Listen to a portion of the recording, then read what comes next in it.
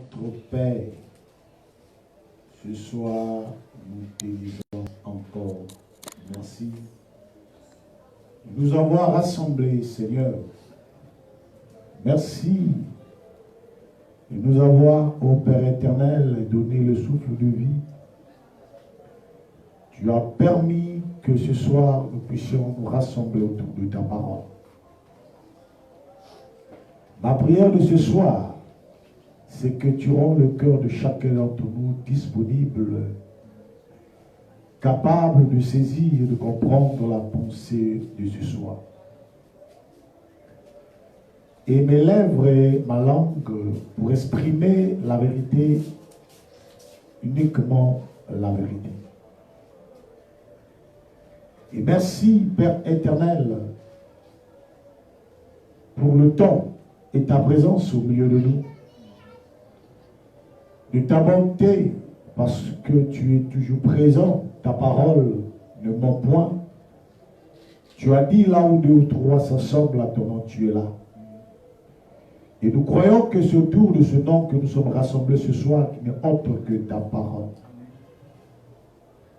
Merci. L'honneur et la gloire te soient rendus dans le tout-puissant, glorieux nom de Yahushua Hamashiach.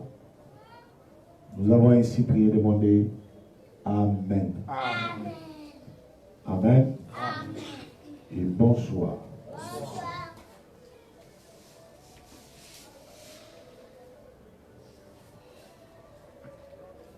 Nous sommes dans le livre de Zacharie 14.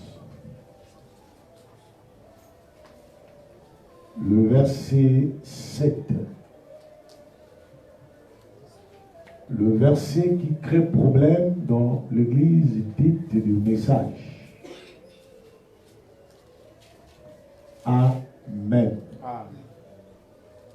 Ça crée problème dans l'église dite du message. Je me souviens une fois, le prophète était en train de prêcher sur le serment, la sémence du serpent. C'était en 58.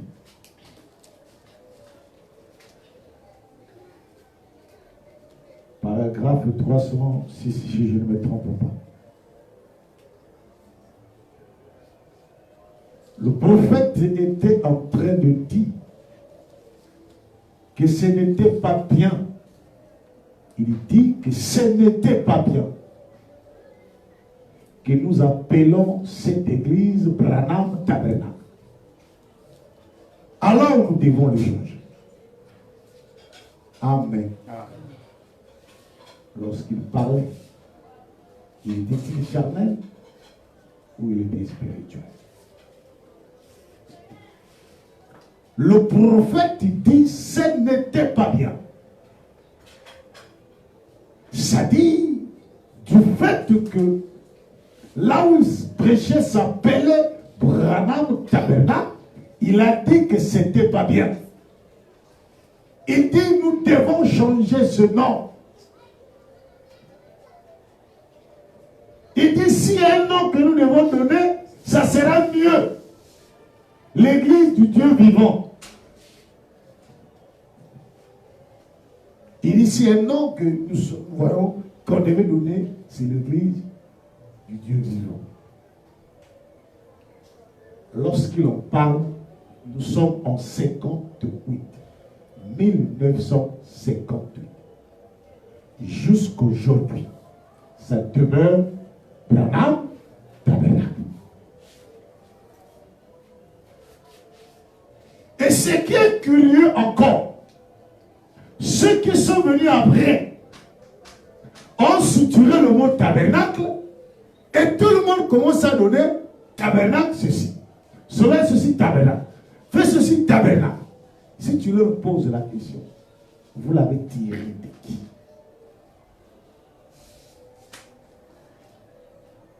Amen.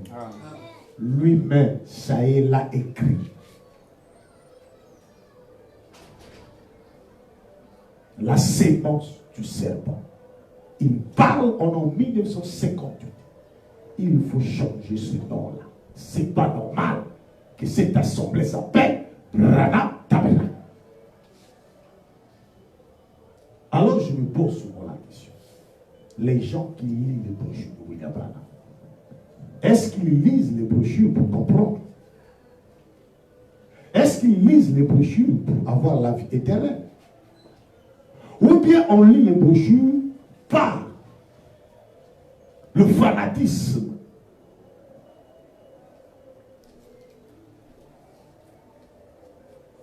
Amen. Le fanatisme, c'est un danger. Et c'est le fanatisme qui est en train d'anéantir, d'affaiblir le message. Le fanatisme. C'est le même fanatisme dont tout le monde met leurs assemblées tabernacle, tabernacle, tabernacle, tabernacle. Si tu leur poses la question, pourquoi mettez-vous vos assemblées le nom de tabernacle? Il vous donnera l'exemple que William Branham avait mis là-bas, Branham tabernacle. Mais celui qui avait mis a dit que ce n'était pas bien. Ce n'était pas bien. C'est pas bien. Ce sont les mots de William Branham. C'est pas bien. Quelque chose qu'on a dit, c'est pas bien. Toi, tu arrives, tu le fais. Parce que l'autre l'a dit. Mais il a dit, c'est pas bien. Du fait qu'il avait dit, c'est pas bien, c'est que nous devons le corriger. La preuve en est que lui-même a dit, nous devons changer ce nom. Alors, il l'a dit pour s'amuser, il l'a dit pour se moquer des gens, ou il était sérieux. Moi, je crois qu'il était sérieux. Mais pourquoi ce nom n'avait pas été changé? Alors moi, quand j'entends de telles choses, je me dis, ça aussi c'est un obstacle. Amen. C'est un obstacle. Or, l'Église vivante a pour rôle d'affranchir, de ôter les obstacles. Amen. Les obstacles. Mais les gens l'ont laissé comme ça. Jusqu'aujourd'hui, ça s'appelle Branham Tabernacle.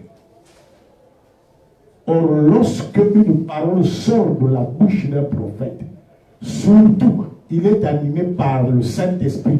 La parole d'un prophète est une parole Amen. Or, lorsqu'on dit Amen, si cela, il faut l'appliquer, il faut l'appliquer. Le Amen, si cela demande d'abandonner, il faut abandonner. C'est ça qui veut dire le Amen. S'il dit que ce n'est pas bien, nous devons changer, vous criez Amen, ça veut dire qu'il faut enlever. Et s'il le dit et que vous criez Amen, vous ne l'enlevez pas, vous êtes en erreur. Or, l'erreur, c'est un péché. C'est cette même erreur qui sillonne dans le livre de Zacharie 14, le verset 7. La même confusion. Or, nous devons sortir de cette confusion. Nous devons plus être des gens où lorsqu'une personne présente un passage biblique, je vous le dis, la Bible ici est en français. Ce qui m'intéresse, ce n'est pas la langue. La langue me permet d'écouter ce qui est écrit. Mais la langue ne me permet pas de comprendre ce qui est écrit. Est-ce que vous me comprenez? Je dis ceci. La Bible est écrite en français. Quand je lis la Bible en français, c'est que je puisse entendre, écouter ce qui est écrit. Amen. Est-ce que vous comprenez? Mais cette langue-là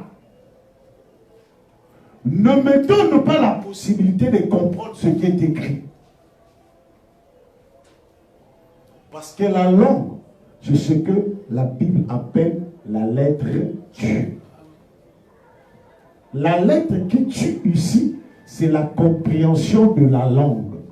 Or, le Seigneur ne nous appelle pas à comprendre la langue, mais il nous appelle à comprendre le langage. Or, le langage est caché dans la langue.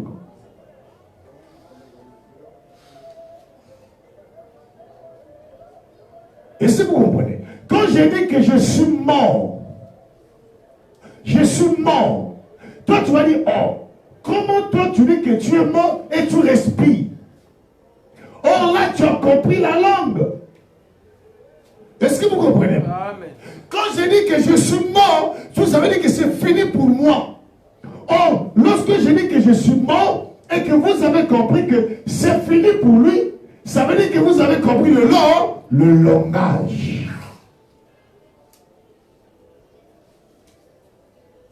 Or, nous comprenons plus la langue que le langage. Et c'est ça qui est mal. Je fais cette lecture. Et nous allons faire une comparaison. Amen. Une comparaison. Il dit ceci. Verset 7. Ce serait un jour unique, connu de l'Éternel, et qui ne sera ni jour, ni nuit. Même vers le soir, la lumière paraîtra. Ce jour-là, ça sera ni jour, ni nuit. Mais vers le soir, la lumière paraîtra. Lorsque vous lisez ce passage semble nous mettre dans une confusion. Amen. Vous comprenez? Ce passage nous amène dans une confusion.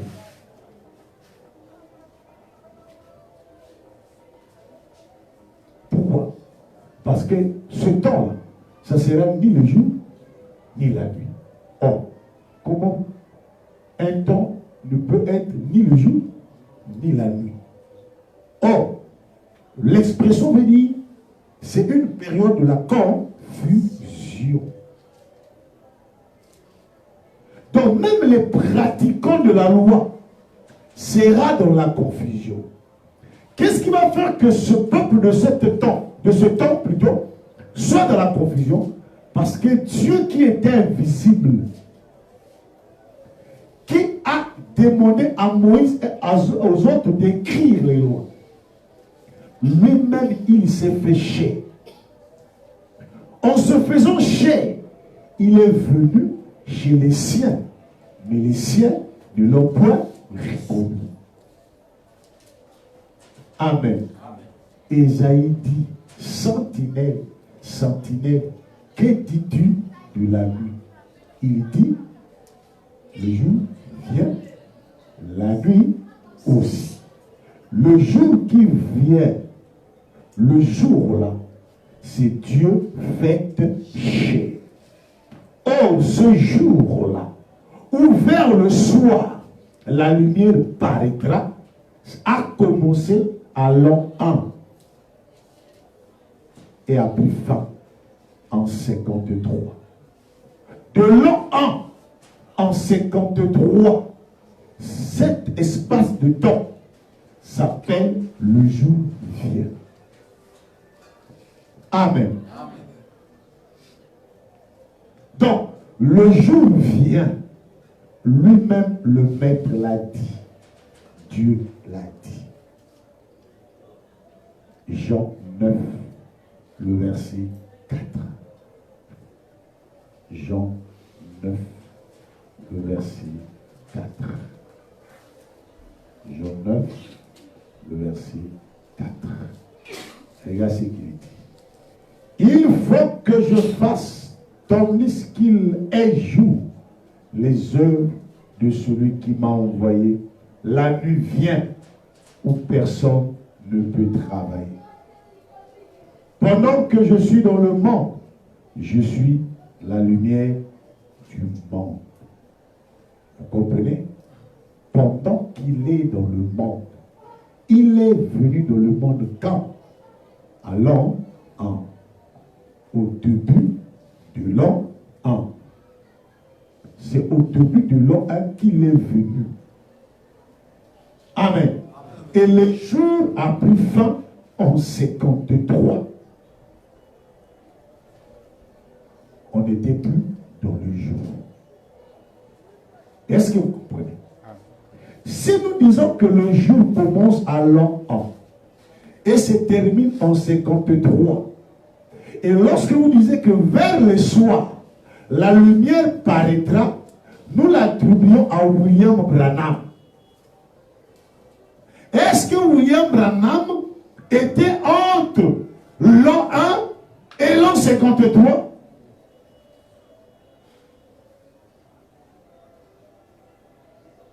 Amen. Certains diront que lui ne croit pas au message parce qu'il veut contredire.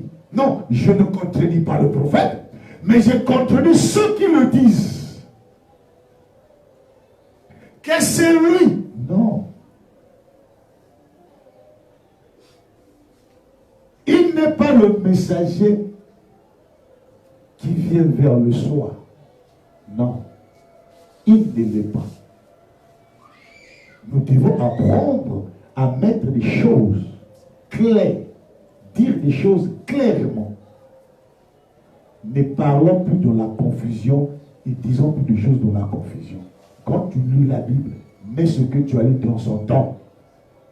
On n'aura pas de contradictions. Amen. Il dit, pendant qu'il est dans le monde, il est la lumière du monde. J'ai mis au tableau ici. Nous allons lire Genèse 1, le verset 5. Genèse 1, le verset 5. Genèse 1, le verset 5. J'ai lu la parole du Seigneur. Elohim appela la lumière jour. Elohim appela la lumière jour. Et il appela les ténèbres nuit. Ainsi, il eut un soir, il eut un matin, ce fut le premier jour. Vous comprenez? Lorsque on dit qu'il est la lumière, s'il y a la lumière, c'est que nous sommes le jour. Si nous sommes le jour, c'est que nous sommes au matin. Si nous sommes au matin, c'est qu'il y a le soleil. Amen. Là, nous sommes clairs. Et lorsqu'on parle des ténèbres ici, c'est que nous sommes dans la nuit. Si nous sommes dans la nuit, c'est que nous sommes le soir. Si nous sommes le soir, c'est qu'il y a la lune et les étoiles. Amen. Est-ce que vous comprenez? Or, nous savons ici que la lumière, c'est le soleil. La lune n'est pas une lumière. L'étoile n'est pas une lumière. C'est la confusion que nous avons souvent de penser que l'étoile est une lumière. Non. La lune n'est pas une lumière. Si la lune n'est pas une lumière, l'étoile n'est pas une lumière, ça veut dire que l'unique lumière s'appelle le soleil.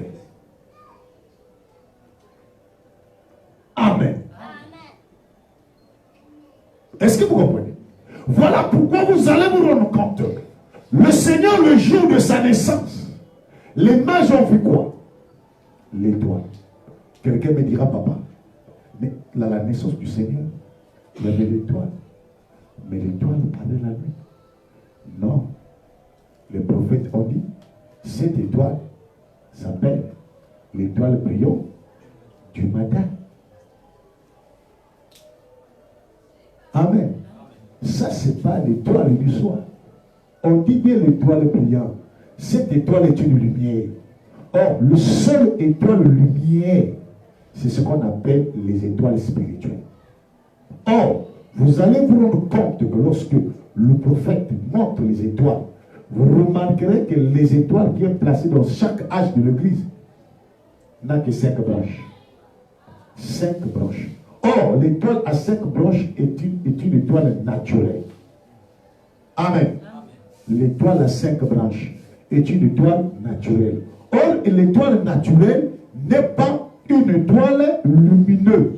Non, cette étoile n'est pas lumineuse, mais elle reflète la lumière. C'est-à-dire que la lumière frappe sur elle, elle revoit la lumière. Vous comprenez? Vous allez vous rendre compte. Souvent, il y a un habit que les sociétés ont fait. Ok? Dans cette combinaison, il y a des traits. Ok? Lorsqu'une lumière frappe sur la personne reflète une lune. Est-ce que vous allez me dire que cette tenue-là est une lumière? Non. Mais celui qui ne connaît pas en le voyant une fois, en voyant la lumière, quoi, ça c'est une lumière qui marche. Mais celui qui connaît, c'est que non. Sur cet habit, on a mis un élément qui a la capacité de refléter la lumière. C'est-à-dire qu'il peut recevoir la lumière et manifester en lumière. Mais l'habit là n'est pas une lumière. Amen. Oh, c'est ça les étoiles des églises. Les messagers de chaque église ne sont pas des lumières, mais reflètent la lumière. Or, l'étoile du matin, ce qu'on appelle l'étoile de David, cette étoile-là est une étoile surnaturelle. Cette étoile est une lumière. Amen. Cette étoile est une lumière. Or, cette étoile qu'on appelle lumière, ici,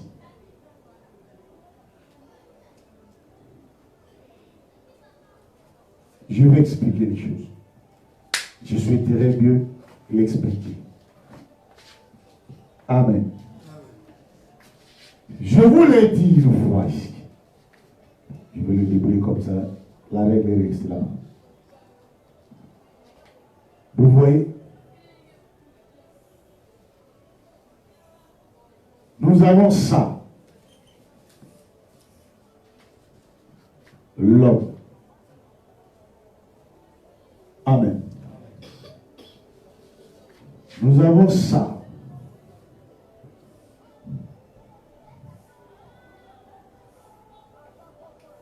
C'est cette forme-là qu'on représente l'étoile naturelle à 6 branches. Ça veut dire que cette étoile n'est pas parfaite. Il manque quelque chose. Or, ce que nous appelons l'étoile de David, à cette forme-là, l'étoile de David.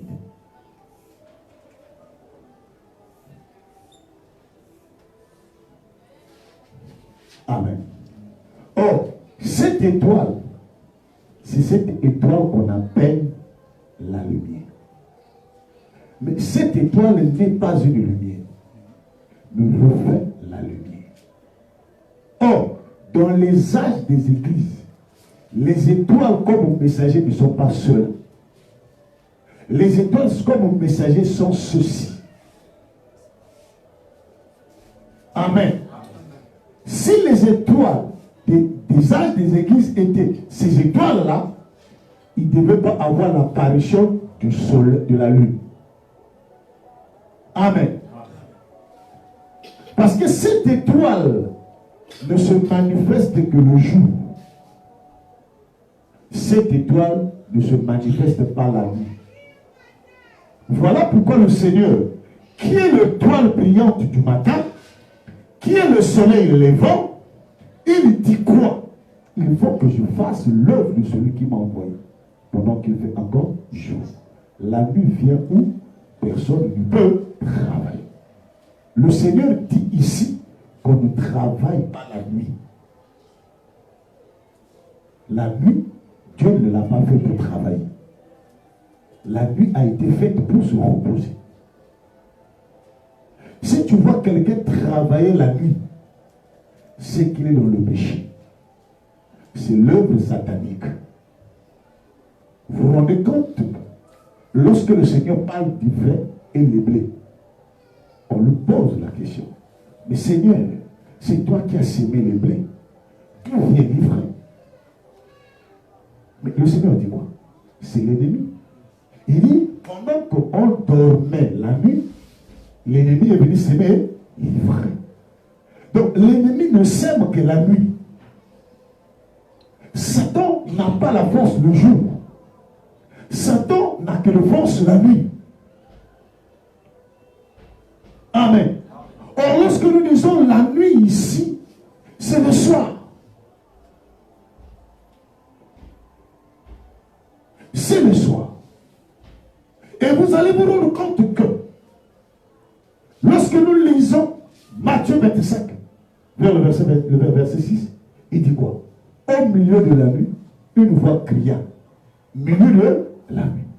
Or, le milieu de la nuit, ici me dit ténèbres, qui me dit le soir, qui me dit qu'il y a la lune et les étoiles. Mais celui qui réveille les gens au milieu de la nuit, c'est l'étoile. Amen. Le messager qui est symbolisé par l'étoile, c'est lui. Amen. Ça veut dire que ce messager-là, il ne vient pas du ciel. C'est un messager terrestre. Amen. Voilà pourquoi vous allez vous rendre compte. Lorsqu'il s'agit de l'arc de l'église, ce sont les messagers terrestres.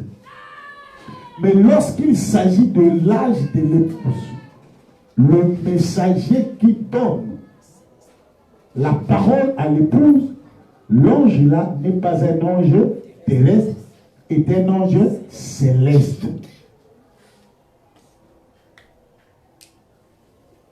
Est-ce que vous comprenez? Parce que les gens pensent qu'aujourd'hui, l'épouse doit tirer son message. Il doit aller vers le prophète. Non. Ce n'est pas ce qui est dit. Amen. Ce n'est pas ce qui est dit. Je prends la lecture pour la bonne compréhension. Si vous ne comprenez pas, dites, papa, on ne comprend pas, je reprends. Amen. Amen. Tant mieux que vous comprenez, c'est mieux que de ne pas comprendre. Nous voulons que nous puissions comprendre correctement. Amen. Apocalypse 10. Je commence par le verset 1er. Je vis un autre ange puissant qui descendait du ciel, enveloppé d'une nuée. Au-dessus de sa tête était l'arc-au-ciel, et son visage était comme le soleil, et ses pieds comme des colonnes de feu. Il tenait dans sa main un petit livre ouvert. Amen. Qui tenait? L'ange. Qui venait où? Du ciel. L'ange qui venait du ciel vient avec un livre ouvert. Un livre ouvert. Il posa son pied droit sur la mer et son pied gauche sur la terre. Et il cria d'une voix forte, comme rugit un lion. Quand il cria, les 7 tonnerres furent entendre leur voix. Et quand les 7 tonnerres furent entendre leur voix, j'allais écrire. Et j'ai entendu du ciel une voix qui disait, celle qu'on dit les 7 tonnerres, ne l'écrit pas. Amen. Ne le crie pas.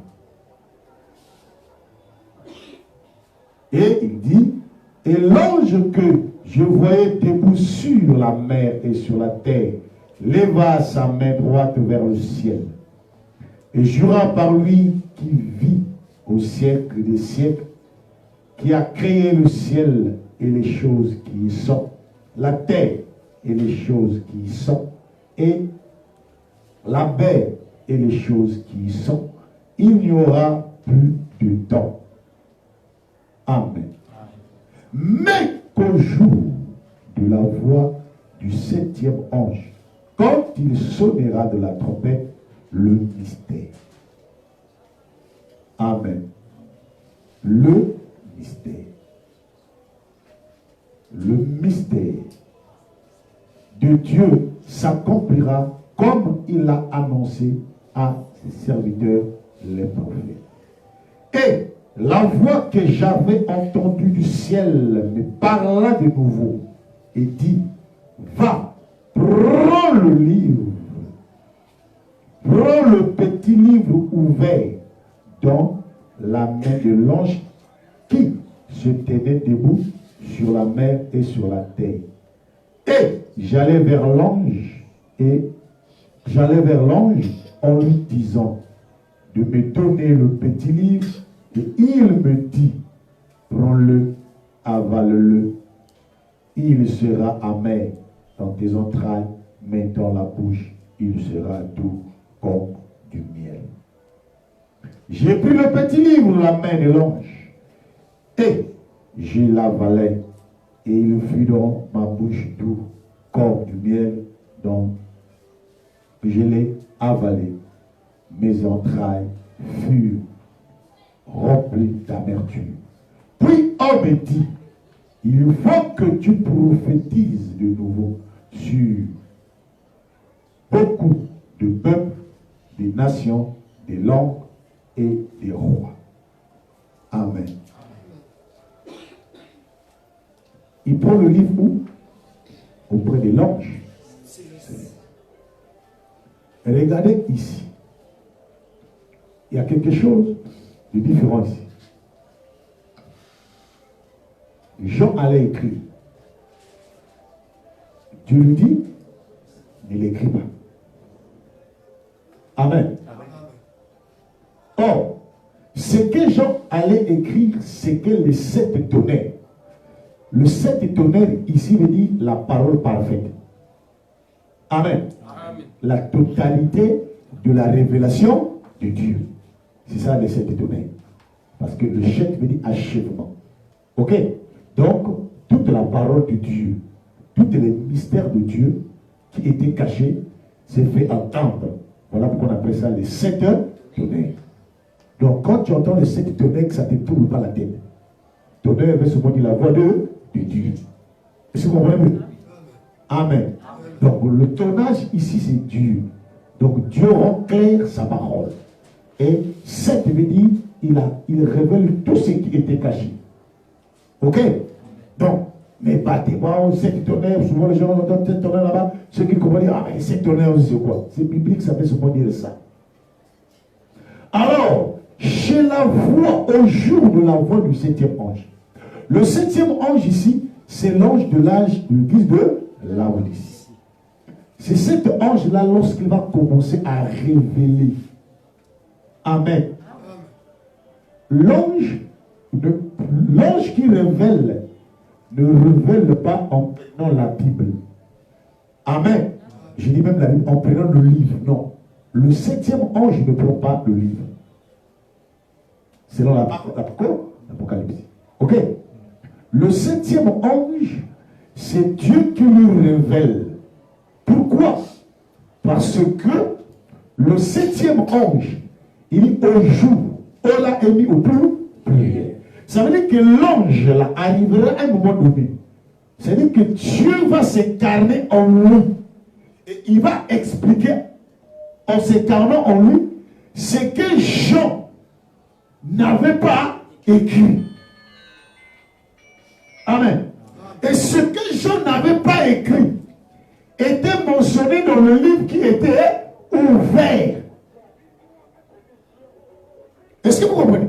C'est-à-dire que le mystère que révèle le 7e ange, il ne le révèle pas en prenant un livre, il le révèle parce que le Christ est en lui pour révéler les choses. Amen. Mais Jean, il prend le rouleau, il prend le livre, il l'avale. Lorsqu'il avale le livre, Jean devient le livre. Est-ce que vous comprenez? Amen. Et il lui dit, prophétise de nouveau. Oh, pourquoi? Parce que la première prophétie était une prophétie enseignement par la parole, par le 7e ange. Or, la nouvelle prophétie, la seconde prophétie, n'est plus par la parole. C'est maintenant un caractère. Est-ce que vous comprenez? Ça dit que nous prophétisons par le caractère. Donc je vous ai dit mercredi ici que nous sommes prophètes comme Abraham. Est-ce que vous comprenez? Nous ne sommes pas tels l'homme et la femme un. Si Yeshua est un prophète, son épouse est une prophétesse. Amen. Le mystère. Amen. Mais la prophétesse ne prophétise pas en parole. La prophétesse prophétise en caractère.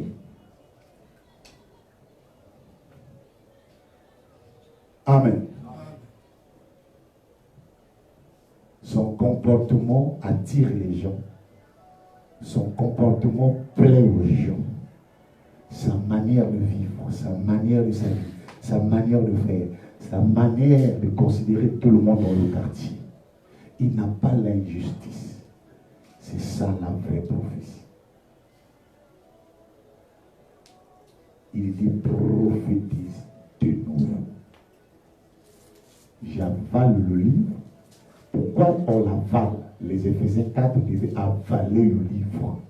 En avalant le livre dans les entrailles amères. Les entrailles, c'est là où nous permet de manifester la parole. Amen. Lorsque nous manifestons la parole de Dieu, cette parole-là que nous manifestons est une lumière. Amen. Vous savez aussi, on est une lumière par les œuvres. On n'est pas une lumière par la parole parlée. Voilà pourquoi Dieu, pour être la lumière, il ne pouvait pas rester dans l'invisible et parler. Il fallait qu'il devienne homme. Ok? La Bible dit qu'il était obéissant. Obéissant. Il a prouvé qu'il était Dieu. Il a prouvé qu'il était la lumière. Lorsque le Seigneur dit que vous êtes la lumière du monde, ce n'est pas aller parler verbalement aux gens, non. C'est dans le caractère. C'est le caractère qui reflète la lumière. Je vous ai dit une fois ici, la lumière ne parle pas. Amen. La lumière ne parle pas. Mais ça fait parler. Amen. La lumière ne parle pas. Mais la lumière fait parler. Vous voyez, quand il n'y a pas l'eau, lorsque ça s'arrête ici, les gens boudent. Lorsque la lumière vient, les gens se trouvent dans la joie. Mais la lumière n'a pas parlé, elle a seulement apparu. Du fait que la lumière est apparue, les gens se retrouvent dans la nuit. Quand la lumière se retire et que le ténèbre vient, les gens deviennent tristes. Vrai ou faux? Il dit, la nature ne vous enseigne-t-il pas? Il y a des choses que nous voyons naturellement, ça devait nous enseigner, ça devait nous amener à comprendre certaines choses. Dimanche, nous allons beaucoup appuyer sur le temps, parce qu'on aura un peu assez de temps. Que le Seigneur vous bénisse.